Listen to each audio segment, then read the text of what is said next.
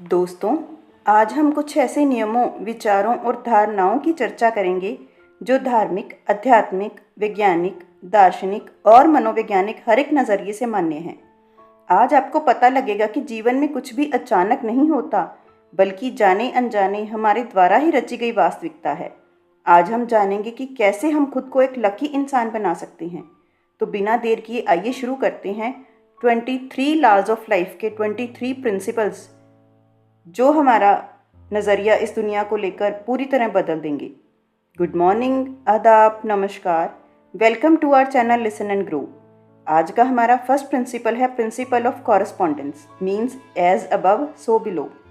जैसे ब्रह्मांड में सभी ग्रह सूर्य के चारों ओर चक्र लगाते हैं, वैसे ही सबसे छोटी इकाई एटम में भी सभी इलेक्ट्रॉन्स न्यूक्लियस के चारों ओर चक्र लगाते हैं। यानी मैक्रोकॉस्मोस और माइक्रोकॉस्मोस में गहरा कनेक्शन है। यानी जो भी तुम्हारे अंदर है, बाहर उसके रिफ्लेक्शन मात्र है। जिस प्रकार हमें शीशे में अपना प्रतिबिंब दिखाई देता है, उसी प्रकार हमारे थॉट्स, फीलिंग्स और बिलीफ भी शीशे जैसे हैं, जो अपनी परछाई बाहरी दुनिया के रूप में दिखाती हैं। Next principle is principle of vibration. Everything is in a state of vibration. इस सिद्धांत से हमें पता लगता है कि हर एक वस्तु लगातार कंपन की स्थिति में है। बेशक देखने पर वह वस्तु हमें स्थिर लगती है, पर सब एटॉमिक लेवल पर इलेक्ट्रॉन्स, प्रोटॉन्स, न्यूट्रॉन्स आदि लगातार कंपन कर रही हैं, जो विभिन्न ऊर्जा के स्तर को दिखाती हैं। क्वांटम फिजिक्स हमें बताती है कि वाइब्रेशन से डिफरेंट और यूनिक एनर्जी का निर्माण होता है, जो डिफरेंट रियलिटीज़ क्रिएट करती हैं। For example, frequency of light और फ्रीक्वेंसी ऑफ साउंड एक दूसरे से अलग हैं। इसीलिए हमारे थॉट, इमोशंस, फीलिंग्स और बिलीफ भी वाइब्रेशनल फ्रीक्वेंसी है, जो सिमिलर एनर्जी को अट्रैक्ट करता है। इसे हम लॉ ऑफ अट्रैक्शन के नाम से भी जानते हैं। Next principle is principle of cycle. यह सिद्धांत हमें बताता है कि ब्रह्मांड में सब कुछ एक लयबद्ध पैटर्न यानी चक्र के रूप में घटित हो रहा है। दिन और रात का साइकिल, गर्मी और सर्दी का साइकिल, इनहेल एक्सहेल का साइकिल, अमावस्या और पूर्णिमा का चक्र, यानी हर चीज़ एक चक्र में घटित हो रही है। यह चक्र विकास और परिवर्तन के लिए आवश्यक है। मनुष्य शरीर या आत्मा, किसी भी प्रजाति का जीवन सूर्य और चंद्रमा के साइकिल से सीधा संबंधित है। अगर हम भी अपनी लय और प्रकृति की लय को समझकर इस पर काम करें, हमारी बायोलॉजिकल क्लॉक को प्रकृति की क्लॉक के साथ रेजोनेंस में फिट कर लें, तो हम भी पूर्णता को प्राप्त कर सकते हैं। Next principle is principle of polarity. Everything has its opposite, यानी ध्रुवता का सिद्धांत। ये हमें सभी चीज़ों के दो पक्षों के बारे में बताता है। अमूमन हम उन चीज़ों को अलग अलग वस्तुओं के रूप में, अलग अलग इकाइयों के रूप में देखते हैं, अलग अलग चीज़ों के रूप में देखते हैं, पर जबकि वे अलग अलग नहीं हैं, एक दूसरे से जुड़ी हैं। उदाहरण के लिए, गर्म और ठंडा हमारे लिए दो अलग अलग चीज़ें हैं, पर जबकि ये तापमान की अलग अलग इकाई हैं। इसी तरह प्यार और नफरत भी अलग अलग नहीं हैं, बल्कि एक ही फीलिंग्स के दो छोर हैं, यानी दो विपरीत ध्रुव या दो विपरीत पहलू। तो इससे हम ये अपनी बुद्धि का स्तर लेकर जाएंगे कि ये सब चीज़ें आपस में जुड़ी हैं, एक दूसरे से विपरीत ना होकर एक दूसरे पर निर्भर करती हैं। Next principle is principle of cause and effect. Every action has a consequence. जिस प्रकार पत्थर को पानी में फेंकने पर लहरें उठती हैं, उसी प्रकार हमारा छोटे से छोटा एक्शन, थॉट, वर्ड या इमोशन भी ब्रह्मांड में रिपल्स पैदा करता है, यानी घटनाओं की श्रृंखला को जन्म देता है, जिससे एक पर्टिकुलर परिणाम उत्पन्न होता है। हर प्रभाव या घटना का कारण अवश्य होता है। उसी प्रकार कोई भी घटना या परिणाम आकस्मिक नहीं होती, उसके पीछे कारण अवश्य होता है। यह सबसे इम्पॉर्टेंट लॉ है, क्योंकि यह हमें सिखाता है कि हम अपनी खुशी के निर्माता खुद है। यदि हम डिज़ायरेबल आउटकम्स पाना चाहते हैं, तो हमें अपने एक्शंस को बुद्धिमत्ता से चुनना होगा। इन सब के बाद बारी आती है प्रिंसिपल ऑफ जेंडर की, यानी मैस्कुलाइन एंड फेमिनाइन एनर्जीज। आमतौर पर हम जेंडर को सिर्फ शरीर से रिलेट करते हैं और इन्हें अलग अलग मानते हैं, पर आज के इस बुक के संदर्भ में अगर हम बात करेंगे, तो यह जो लिंग भावना है वो अस्तित्व के सभी क्षेत्रों में प्रकट हो रहा है। यह केवल शारीरिक नहीं है, बल्कि मन, ऊर्जा और पदार्थों के स्तर पर हम इसका अनुभव करेंगे।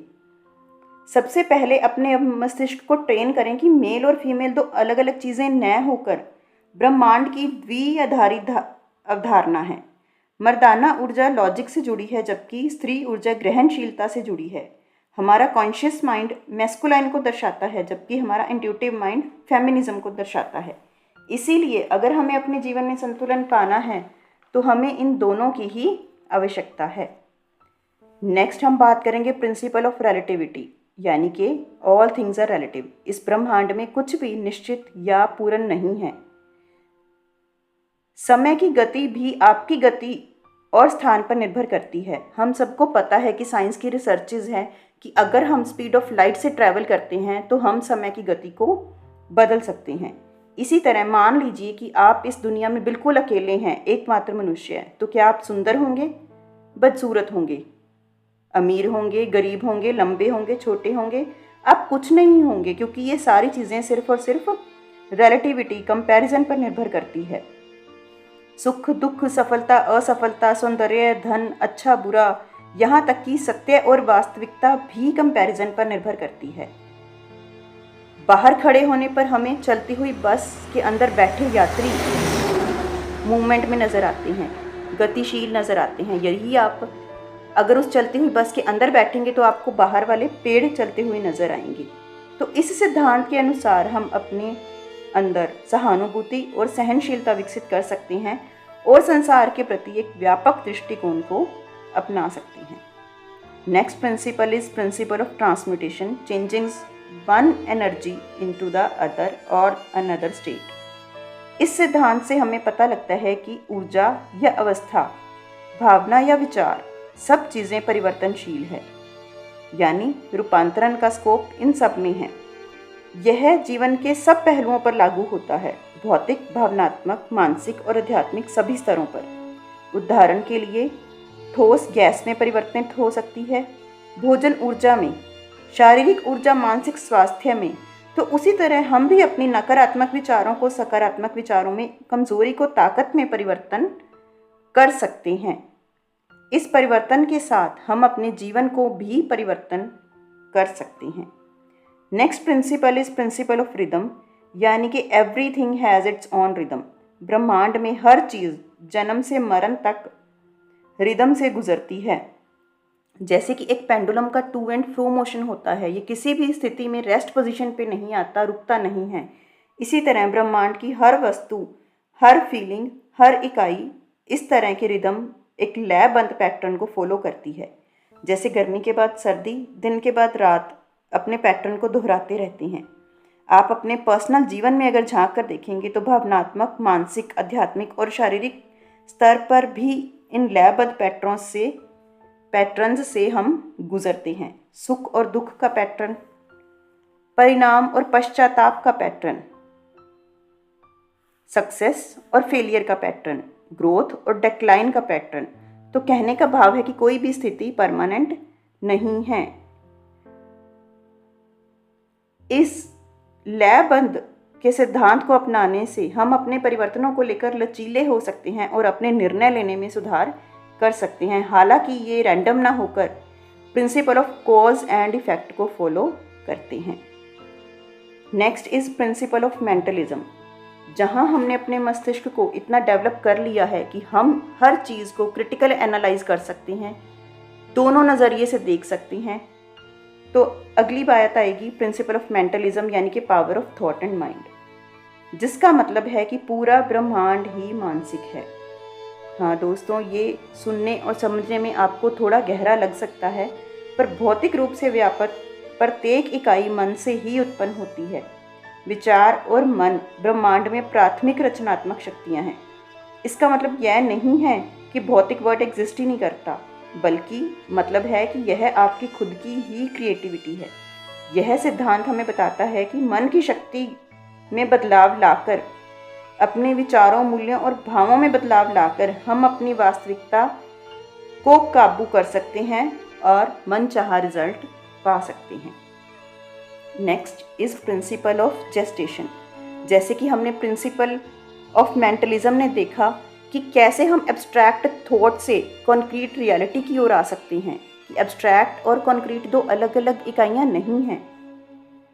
तो प्रिंसिपल ऑफ जेस्टेशन में कहते हैं कि जो भी आपका थॉट है वो रियलिटी में जब कन्वर्ट होगा तो it will take sufficient time. Ideas need time to manifest. जन्म लेने के लिए भी मनुष्य को 9 महीने का समय चाहिए। बीज को पौधा बनने के लिए पर्याप्त समय की आवश्यकता है। उसी प्रकार हर विचार, भावना और कार्य को भी सफल होने के लिए, विकास के लिए प्रॉपर अवधि की आवश्यकता है। आप अपने ध्यान, धैर्य, फोकस से किसी भी परिणाम को वास्तविकता में बदल सकते हैं, पर सही समय का इंतजार करना पड़ेगा। जिस प्रकार हमें अपने कर्मों का फल मिलता अवश्य है, पर उसी समय नहीं मिलता।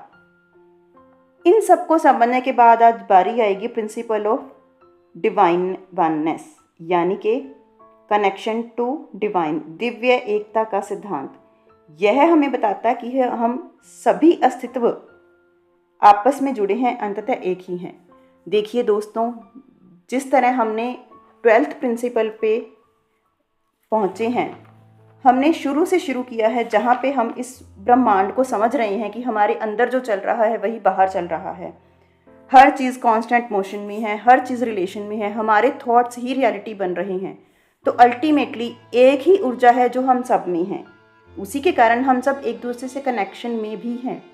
यहाँ तक कि ये पूरा ब्रह्मांड हम सब के थॉट्स की एक वास्तविकता है, कि जितने प्राणी इस दुनिया में हैं उन सब के थॉट्स की जो वास्तविकता है वो ये संसार है। तो इस तरह हम एक दूसरे से जुड़े हैं, हम सब में एक ही दिव्य ज्योति प्रकाशमान है। अगर हम इस आपसी जुड़ाव का सम्मान करेंगे तो हमें आनंद और शांति की प्राप्ति भी अवश्य होगी। अगर आप इन लॉज को समझ लेंगे तो उसके बाद बारी आएगी कि what actions, what feelings we have to follow, ताकि हम पर्सनल डेवलपमेंट और स्पिरिचुअल ग्रोथ के एपिटमी पर पहुंच सकें। तो सेकंड पार्ट जानने के लिए ज़रूर चैनल सब्सक्राइब कीजिएगा और इसका नेक्स्ट पार्ट देखना ना भूलिएगा, पार्ट 2। मुझे उम्मीद है कि आपको पार्ट 1 पसंद आया होगा। Thank you for listening.